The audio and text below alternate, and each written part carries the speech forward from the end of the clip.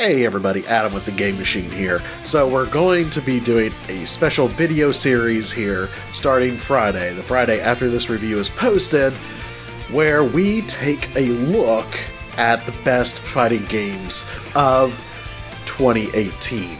So we got 3 candidates available here. We got Dragon Ball FighterZ, Soul Calibur 6, and Smash Brothers, and we're going to go over each and every one of those in a separate video, then have a final video where we go over the pros and cons of each game and see which is the best fighting game of 2018. So, with that said, let's get into this review of Override Mech City Battle for the PlayStation 4. Sorry, Mech City Brawl. I want to say Battle, but it's Brawl. My bad.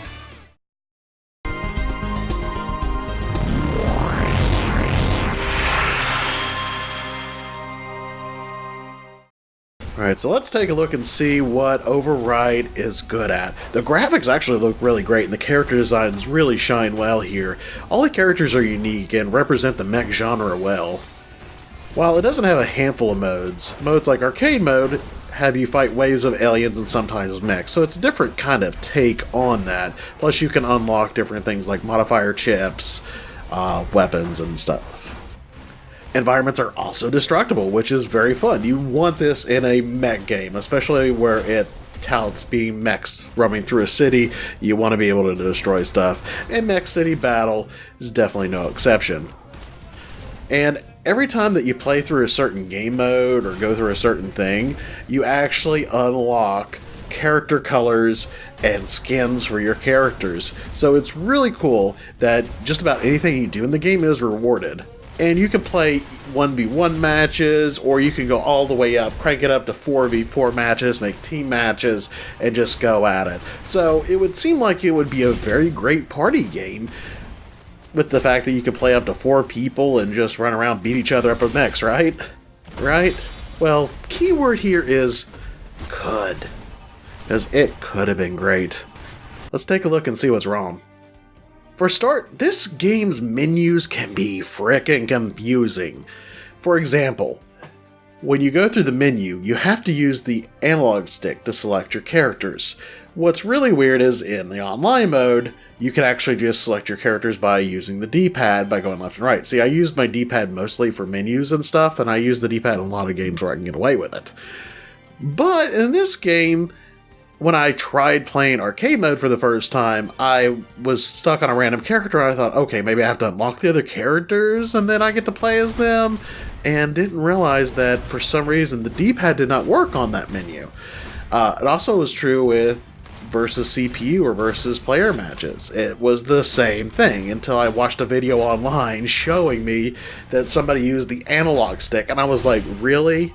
I thought either the game was broken, I thought they were just poorly designed, and it was really confusing. I almost gave up on this game.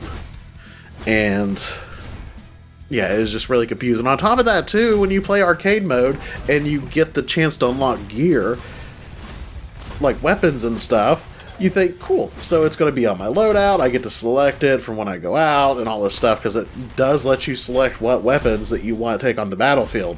And then I noticed, like, wait a second, I'm on the battlefield, I don't have my weapons. Where are my weapons at? And I thought maybe it's a stat booster, but no. What ends up happening is that the items just randomly show up. So if you picked a beam saber, it's just going to randomly appear on the battlefield. You pick it up, use it, and then toss it. It's really disappointing, because giving your mechs cool weapons is like one of the cool things like mechs are all about, adding like arm cannons and beam swords and stuff. And the fact that you can't keep those items, they're just random drops, one-time use items like something you use in Smash Brothers, is really disappointing.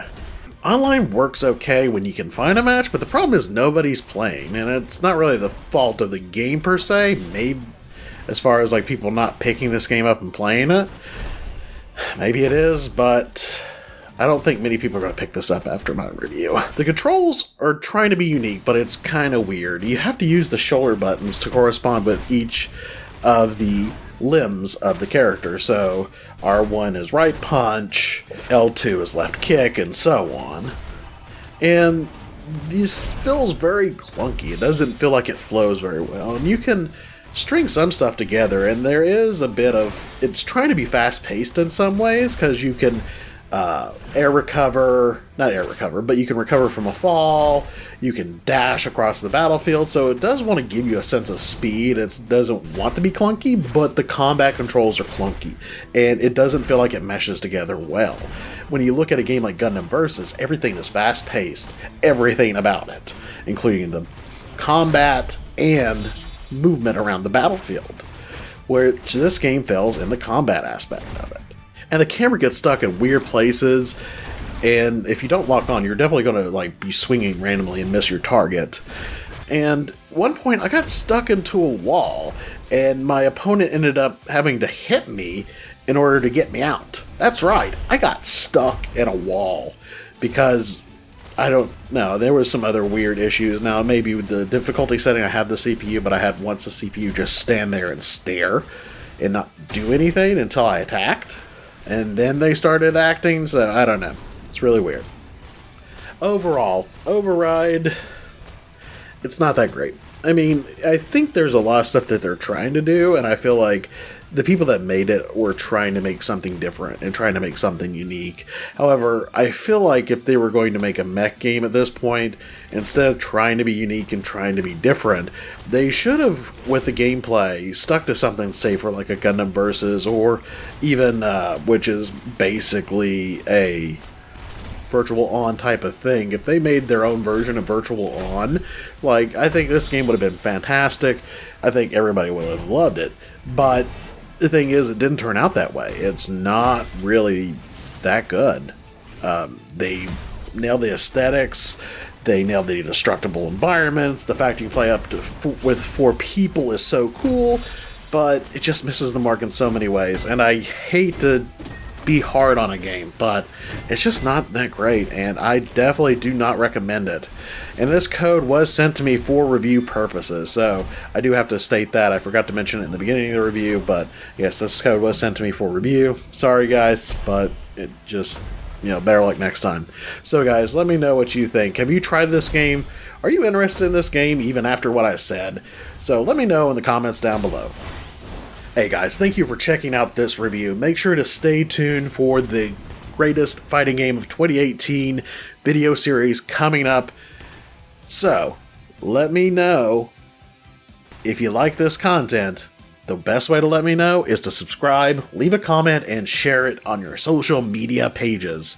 So thank you guys again, and until next time, once again, game on.